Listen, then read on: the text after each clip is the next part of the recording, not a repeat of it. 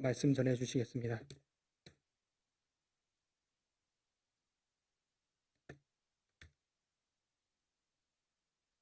예배드리기 어려운 상황과 여건 속에서도 의지를 들여 하나님을 예배하는 동부삼일교회 성도님들 모두에게 오늘 이 복된 주일과 지금 이 시간 드리는 이 예배 가운데 하나님께서 주시는 구원의 은혜를 더욱 깊이 경험하게 되시기를 축복합니다.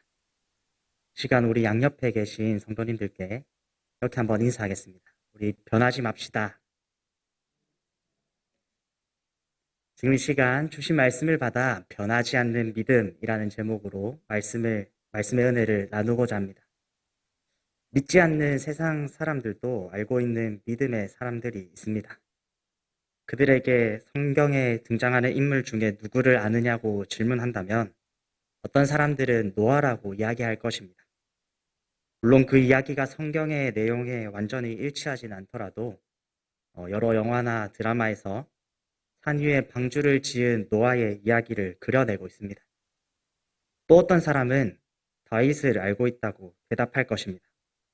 아버지의 양을 지킬 때 곰과 사자를 쳤던 이야기, 물맷돌을 던져 신장이 3m가 넘는 골리앗을 이긴 이야기와 같은 세상 모두가 아는 유명한 일화들이 있습니다. 그리고 어떤 사람들은 솔로몬을 이야기할 것입니다. 다윗의 아들로서 두 여인이 한 아기를 자신의 아기라고 주장하며 분쟁했을 때 지혜로운 판결을 내린 이야기는 널리 퍼져 있습니다. 그리고 지혜로운 솔로몬의 이름을 빌려 솔로몬 공부방, 솔로몬 학습법 이런 이름들을 쉽게 찾아볼 수 있지 않습니까?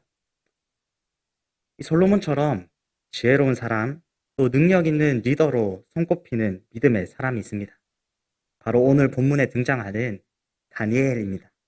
오늘은 이 다니엘에 대해서 살펴보고자 합니다. 다니엘은 믿음의 사람이었고 동시에 세상에서도 아주 유능한 사람이었습니다. 우리 다니엘서 1장의 말씀을 함께 보겠습니다. 왕이 환관장과 아스부나스에게 말하여 이스라엘 자손 중에서 왕족과 귀족 몇 사람, 곧 흠이 없고 용모가 아름다우며 모든 지혜를 통찰하며 지식에 통달하며 학문에 익숙하여 왕궁에 설 만한 소년을 데려오게 하였고 그들에게 갈대아 사람의 학문과 언어를 가르치게 하였고 다니엘은 바벨론으로 잡혀간 포로 중에서도 특별히 그 능력을 인정받아 뽑혀서 느부갓네살 왕궁에서 배웠던 사람입니다. 그리고 하나님께서 지혜와 능력을 주셔서 새로운 왕이 일어나 왕권이 교체되고 심지어는 바벨론 제국이 무너지고 새로운 제국이 일어나는 그런 상황에서도 굳건한 지위를 가지고 있었습니다. 오늘 본문 바로 앞에서는 다니엘이 메대 사람 다리오가 통치할 때 다리오가 세운 고관 120명을 관리하는 총리 셋 중에 하나였다고 이야기하기도 합니다. 심지어 다리오는 총리 중에서도 뛰어난 능력을 가진 다니엘을 전국을 다스리도록 하려고까지 했습니다. 다니엘서 6장 1절에서 3절까지의 말씀을 보겠습니다. 다리오가 자기의 뜻대로 고관 120명을 세워 전국을 통치하게 하고 또 그들 위에 총리 셋을 두었으니 다니엘의 그 중에 하나이라.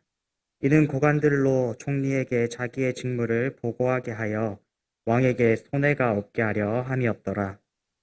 다니엘은 마음이 민첩하여 총리들과 고관들 위에 뛰어남으로 왕이 그를 세워 전국을 다스리게 하고자 한지라.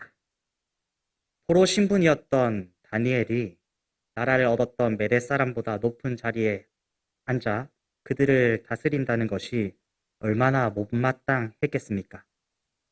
그래서 총리들과 고관들이 다니엘이 하는 일에 대한 허물을 찾아 그를 고발하고자 했던 것입니다. 그러나 그들은 다니엘의 허물을 찾지 못했습니다. 다니엘이 맡은 바 책임에 충성을 다하였기 때문입니다.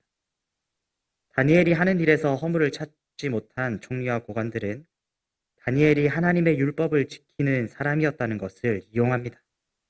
그들은 하나님의 율법을 따르는 다니엘의 믿음을 걸고 넘어지는 것입니다. 그들은 다리오 왕에게 가서 30일 동안 왕에게 다른 신이나 사람에게 구하는 것을 금지하고 이를 어기면 사자굴에 던져 넣자고 제안하면서 이 제안을 왕의 금령으로 세우고 조서에 왕의 도장을 찍어 고치지 못하도록 만들자고 말합니다. 자신들의 악의를 이루기 위해서 사람의 생명까지도 위협하고 있는 것입니다. 당시 메데바사, 즉 메데 페르시아 제국에는 왕이 도장을 찍어 법령을 세우면 법령은 설령 왕이라고 할지라도 절대 이전으로 돌이킬 수 없는 관례가 있었습니다. 총리들과 고관들은 다니엘을 특별히 총애하는 왕이 법령을 어긴 다니엘을 구하기 위해 조치할 가능성까지도 염두하고 있었던 것입니다.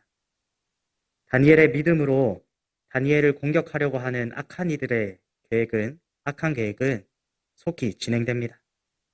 다니엘을 공격하기 위해 세워진 이 금령은 대부분의 사람들에게는 큰 문제가 되지 않았습니다. 그 당시 사람들은 여러 신을 섬겼고 또 왕을 살아있는 신으로 생각하고 있었기 때문에 별 문제가 되지 않았던 것입니다. 그러나 문제는 하나님만을 섬기는 다니엘과 유대인들에게 있었습니다. 10계명의 1계명과 2계명이 알려주는 것처럼 그들은 하나님 외에 다른 신을 섬기지 않는 민족이었기 때문입니다. 그러나 오늘 본문은 다니엘을 제외한 다른 유대인들이 어떻게 행하였는지에 대해서는 이야기하지 않습니다. 아마도 이 금령의 목적이 다니엘을 끌어내리는 것에 있었기 때문에 다니엘을 제외한 다른 유대인들에 대해서는 우리들이 관심을 가지지 않았을 것이기 때문입니다. 이러한 점에서 총리들과 고관들의 이 계획은 믿음을 시험하는 그들의 완악함과 불의함이 잘 드러납니다. 다니엘은 왕에게만 기도해야 했고 그렇게 하지 않으면 사자굴에 던져질 것이라는 조서에 왕의 도장이 찍힌 것을 알고 있었으면서도 자신의 집 윗방에서 예루살렘을 향한 창문을 열고 전에 하던 대로 하루에 3번씩 무릎 꿇고 하나님께 기도하고 간구합니다. 자신을 음해하는 세력들이 자신의 믿음을 가지고 그를 죽이려고 하는 그 순간에도 이전처럼 변하지 않는 믿음을 가지고 전에 하던 그대로 기도했다고 이야기하는 것입니다. 무리들은 다니엘이 평소처럼 하나님께 간구하는 모습을 보고 왕에게 달려가서 왕이 내린 금령과 또 금령을 돌이킬 수 없다는 사실을 상기시킵니다. 당연히 왕도 이를 기억하고 있었고 메대와 바사에 고치지 못하는 규례라고 이야기합니다. 왕이 다니엘을 변호하거나 또 도와줄 수 없도록 올무를 던져 놓은 것입니다. 무리들이 이제 다리오 왕에게 다니엘이 왕의 금령을 무시해버리고 왕이 아닌 하나님께 기도했다라고 고발합니다. 다니엘을 많이 아꼈던 다리오 왕은 그 이야기를 듣고 근심하게 되었습니다. 해가 질 때까지 다니엘을 구할 방안을 찾기 위해서 힘을 다했습니다. 그러나 도저히 방법을 찾을 수 없었다고 성경은 이야기합니다. 왕이라고 할지라도 당시의 규례를 깰 수 없었고 더욱이나 다니엘 한 사람만을 위해서 왕이 정한 것을 물은다고 하는 것은 상상조차 할 수 없는 일이었을 것입니다. 다리오는 한 제국을 호령하는 제왕이었지만 결정적인 순간이 되었을 때 위험에 처한 자신의 신하를 지키지 못하게 되었습니다. 저녁이 되기까지 어떠한 방법도 찾지 못한 왕 앞에 무리들이 다시 찾아옵니다. 오늘 본문 15절을 다시 보겠습니다. 그 무리들이 또 모여 왕에게로 나와서 왕께 말하되 왕이여 메대와 바사의 규례를 아시거니와 왕께서 세우신 금령과 법도는 고치지 못할 것이니이다 하니 절대 이를 돌이킬 수 없으니 어서 빨리 다니엘을 사자굴에 넣으라고 압박하는 것입니다. 더 이상 무리들의 아우성을 이겨낼 방도가 없었기 때문에 다리오는 울며 겨자 먹기로 다니엘을 사자굴에 던져 넣으라고 명령하며 다니엘에게 내가 항상 섬기는 하나님이 너를 구원하실 것이다 라고 말합니다. 자신은 악한 무리들의 계략에 빠져 자신이 아끼는 충신을 죽음으로 내몰 수밖에 없지만 다니엘이 믿는 하나님이 다니엘을 구원하실 것이라고 말하고 있는 것입니다. 완악하고 잔혹한 무리들은 왕을 더욱 압박합니다. 다니엘을 사자굴에 넣고 그 굴의 입구를 바위로 막고 그 위에 왕의 도장과 더불어 귀족들의 도장을 찍어 봉인합니다. 만일 왕이 다니엘을 구하기 위해 사자굴을 열었을 때 왕의 도장만 찍었다면 입구를 다시 봉하고 다시 도장을 찍으면 되지만 귀족들의 도장은 왕이 찍을 수 없기 때문에 혹시라도 밤중에 왕이 마음을 돌이켜 다니엘을 구하려고 할 그 시도까지도 막고 있는 것입니다. 다니엘을 향한 이 다리오의 마음이 얼마나 컸던지 왕궁에 돌아온 다리오는 다니엘이 걱정이 되어서 밤새 식사도 하지 않고 오락도 그친 채로 뜬 눈으로 밤을 지냅니다. 동이 떠올 무렵이 되자마자 왕은 급히 사자굴로 뛰어갑니다. 왕은 다니엘이 죽었다고 거의 확신하고 있는 것 같습니다.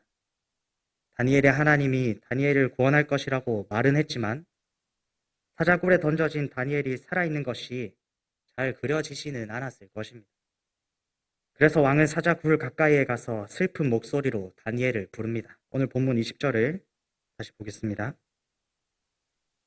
다니엘이 든 굴에 가까이 이르러서 슬피 소리질러 다니엘에게 묻되 살아계시는 하나님의 종 다니엘아, 내가 항상 섬기는 내 하나님이 사자들에게서 능히 너를 구원하셨느냐 하니라. 다니엘이 살아있음을 확신하고 자신있게 부르는 것이 아니라 다니엘의 슬픔을 슬퍼하며 절규하고 있는 것입니다. 그러나 다니엘은 우리가 잘 알고 있는 것처럼 죽지 않았습니다. 왕의 절규를 들은 다니엘은 왕에게 태연하게 인사를 건네면서 하나님이 이미 천사를 보내어 사자들의 입을 봉하셔서 자신이 무사하다는 것을 왕에게 알립니다. 악한 마음을 품고 다니엘을 참수했던 자들이 사자굴에 던져지게 되었을 때 그들이 땅에 닿기도 전에 사자들이 물어 뜯어 버렸다는 것을 보면 다니엘이 무사할 수 있도록 하나님께서 지켜주셨다는 것이 더욱 분명하게 드러납니다. 이어서 다니엘은 자신이 사자굴 안에서도 무사한 것은 어떤 상황에서도 변하지 않는 자신의 믿음이 하나님 앞에 무죄했고 왕에게 해를 끼치지 않았기 때문이라고 말합니다. 다니엘이 무사한 것을 확인한 왕은 기뻐하며 다니엘을 굴에서 올립니다. 사자굴에서 나온 다니엘의 몸은 그의 말처럼 실제로 작은 상처 하나 없었다고 성경은 이야기하고 있습니다. 오늘 본문은 사자굴에서 다니엘이 무사할 수 있었던 것이 그 시련의 상황 속에서도 하나님을 믿었던 다니엘의 믿음 때문이라고 분명하게 이야기하고 있습니다. 오늘 다니엘의 이야기가 우리에게 알려주는 것이 무엇입니까? 다니엘이 어떤 상황과 환경에도 그리고 세상의 악하고 잔혹한 공격에도 변하지 않는 믿음을 가진 사람이었다는 것입니다. 그리고 그 믿음이 다니엘의 생명을 지킨 믿음이었다는 것입니다. 제국에 유력한 많은 사람들이 다니엘의 허물을 찾기 위해 노력하고 그의 믿음을 가지고 걸고 넘어지고 있는 그 상황 속에서 하나님을 믿는 자신의 믿음을 따라 이전과 같이 행동했을 때 공격당하게 될 것을 알고 있었음에도 불구하고 하루 3번 예루살렘을 바라보고 기도하는 변하지 않는 믿음의 태도를 보여주었습니다. 잠시의 시간 동안은 그 상황과 환경에도 굳건히 변하지 않는 다니엘의 믿음으로 인해서 그의 생명이 위태로워지기도 했습니다. 아니 어쩌면 생명을 잃는 것이 확실한 것처럼 보였습니다. 그러나 그 순간에도 다니엘의 믿음은 변하지 않았습니다. 그리고 결정적인 순간에 이 변하지 않는 믿음이 다니엘의 생명을 지켜냅니다. 다리오 왕은 근심하며 다니엘이 사자굴에 던져지지 않도록 백방 노력합니다. 그러나 정작 다니엘 본인은 자신을 변호하거나 왕에게 항소하지 않았습니다. 그리고 왕은 먹고 마시기를 멈추고 잠을 자지도 못할 정도로 다니엘을 걱정하고 심지어 이른 새벽에 다니엘이 들어있는 굴 가까이에서는 다니엘이 죽었다고 생각하며 슬피 울며 소리 질렀지만 다니엘은 상처 하나 없는 그 상태로 평온하게 왕에게 대답했습니다. 자신을 지키시고 구원하실 신실하신 하나님을 향한 변하지 않는 믿음이 있었기 때문입니다. 성경은 분명하게 다니엘이 무사할 수 있었던 그 이유가 다니엘의 변하지 않는 믿음 때문이라고 이야기하고 있습니다. 오늘 다니엘의 상황과 우리의 상황은 크게 다르지 않은 것처럼 보입니다. 악한 영들이 우리를 계속해서 공격합니다. 어두운 세상은 끊임없이 우리의 믿음을 걸고 넘어집니다. 실제로 포스트 코로나 시대를 맞은 우리의 현실이 그렇지 않습니까? 부산의 한 교회에서 올해 초 당시 그 사회적 거리두기 격상에 따라 모두가 함께 모여 예배하지 못하고 20명 이하의 일부 인원들만 모일 수 있었을 때의 일입니다. 주일마다 교회로 찾아오시는 동네 주민 한 분이 계셨다고 합니다. 그분은 예배 시간만 되면 교회 입구에 서서 교회에 몇 명이 들어가나 사람들의 수를 1명, 2명 세면서 20명이 넘었을 때 신고할 준비를 하고 있었습니다. 그리고 중간에 오해가 생겨서 실제로 신고를 하기도 했고 또 경찰이 출동했던 적도 있었다고 합니다. 물론 그분의 마음은 이해는 합니다. 당시 분위기를 생각해보면 충분히 그럴 수 있었습니다. 중요한 것은 앞서 이야기한 교회의 경우와 같이 우리가 지금 살아가고 있는 이 세상은 우리의 믿음, 그리고 우리가 하나님을 예배하는 것을 문제 삼아 공격한다는 것입니다. 그리고 그보다 더 가슴 아픈 것은 교회 안에서도 믿음이 흔들리고 변해간다는 것입니다. 어떤 분들은 앞으로는 모두가 온라인으로 예배 드리게 될 것이기 때문에 모여서 예배해야 하는 것을 강조하고 또 중요하게 생각한다는 것은 구태의연한 생각이다라고 이야기하기도 합니다. 그러나 그렇지 않습니다.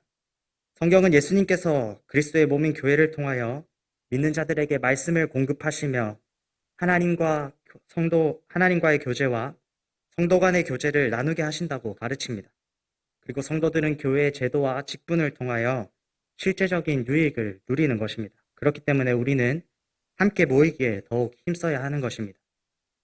사랑하는 성도 여러분, 모이기에 힘쓰는 성도님들이 되시기 바랍니다. 상황이 어려워서 또 환경이 그래서 우리 믿음의 태도가 변해서는 안 됩니다. 변하지 않는 믿음을 가져야 합니다. 다니엘이 왕의 금령이 내려진 것을 알고도 전에 하던 대로 기도했던 것처럼 우리도 상황과 환경에 따라 이리저리 흔들리는 갈대와 같은 모습이 아니라 상황과 환경은 변하더라도 전에 하던 대로 하는 변하지 않는 믿음의 태도를 가져야 한다는 것입니다. 물론 지금 우리의 상황이 어려운 상황인 것은 분명합니다. 그리고 가족과 이웃을 위해서 조심하는 것도 중요합니다. 건강과 상황을 잘 고려하고 지혜롭게 예배하셔야 합니다. 그러나 우리의 믿음의 태도까지 상황을 고려해서는 안 된다는 것입니다. 거룩한 부담감을 가지시기 바랍니다. 교회에서 함께 모여 예배하는 것을 생각하고 또 소망하는 것을 멈출 때 우리의 믿음은 변질된 믿음이 되어버릴 것입니다.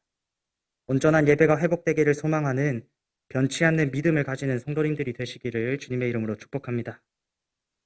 그리고 우리는 하나님만을 믿어야 합니다. 모든 우상을 제하여 버리고 하나님만을 섬겨야 합니다.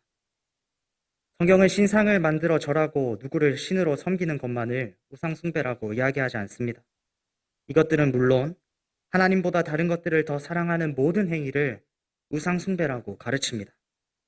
총리들과 고관들이 다니엘을 공격하기 위해 왕을 부추겨 우상 숭배를 충동질하는 것처럼 지금 우리가 살아가는 이 세상도 우리가 우상 숭배하도록 부추깁니다.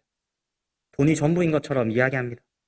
돈 없으면 우리의 생명이 끊어질 것처럼 착각하도록 만듭니다. 그래서 결국 돈만을 쫓아 살아가도록 만들어버립니다. 그리고 다른 사람 앞에서 반짝반짝 빛나는 삶, 저명한 사람이 되는 명예가 전부인 것처럼 말합니다. 명예를 얻으면 이룰 수 있는 모든 것을 이룬 것이라고 이야기하며 명예에 매여버리게 만듭니다.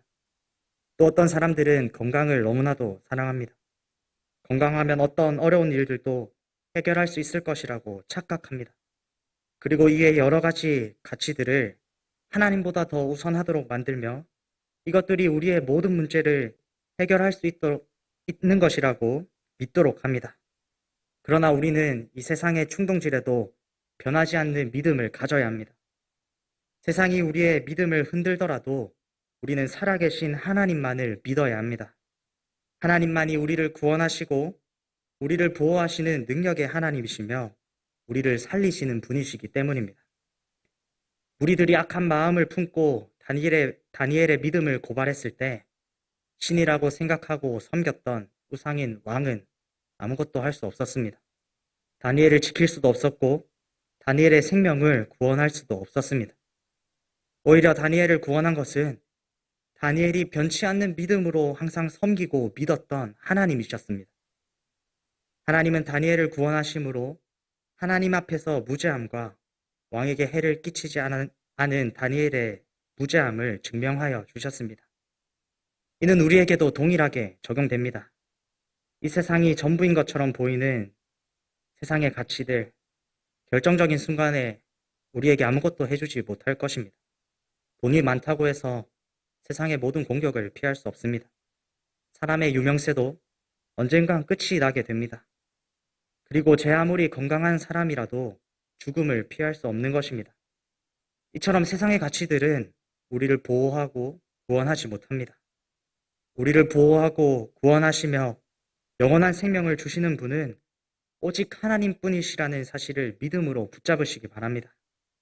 그리고 세상의 가치는 허무한 것입니다.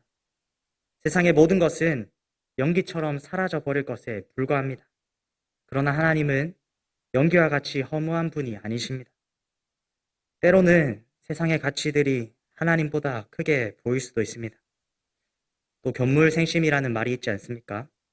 당장 우리 눈에 보이는 것들에 욕심이 생겨날 수도 있습니다. 그러나 사도 바울은 이렇게 이야기합니다. 우리 고린도후서 4장의 말씀을 함께 보겠습니다. 우리가 주목하는 것은 보이는 것이 아니요 보이지 않는 것이니 보이는 것은 잠깐이요 보이지 않는 것은 영원함이라. 보이지 않는 영원한 것들을 소망하며 하나님만을 믿는 변하지 않는 믿음의 소유자가 되시기 바랍니다.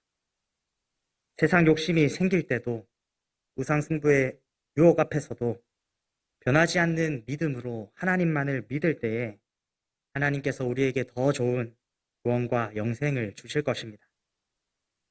말씀을 맺겠습니다. 사랑하는 성도 여러분, 변하지 않는 믿음으로 하나님만을 믿는 성도님들이 되시기를 주님의 이름으로 축복합니다. 세상이 우리를 공격하는 지금의 상황과 우상숭배를 충동질하는 세상의 유혹 속에서도 하나님만 바라보는 성도님들이 되시기 바랍니다. 변하지 않는 믿음의 태도로 하나님 예배하는 이 가장 귀한 일에 거룩한 부담감을 가져야 한다는 것입니다. 그리고 변하지 않는 믿음으로 보이지 않는 것들을 소망하시기 바랍니다. 우리가 변하지 않는 믿음으로 하나님께 반응할 때 하나님께서 우리를 지켜주실 것입니다. 그리고 구원과 영생의 복락을 풍성히 누리도록 하실 것입니다. 오늘 말씀을 기억하며 하나님만을 믿는 변하지 않는 믿음으로 이 어려운 세상 속에서 하나님의 보호하심을 누리며 하나님이 주시는 구원의 기쁨을 풍성히 경험하는 성도님들이 되시기를 주님의 이름으로 축복합니다. 기도하겠습니다. 우리를 구원하여 주시고 지켜주시는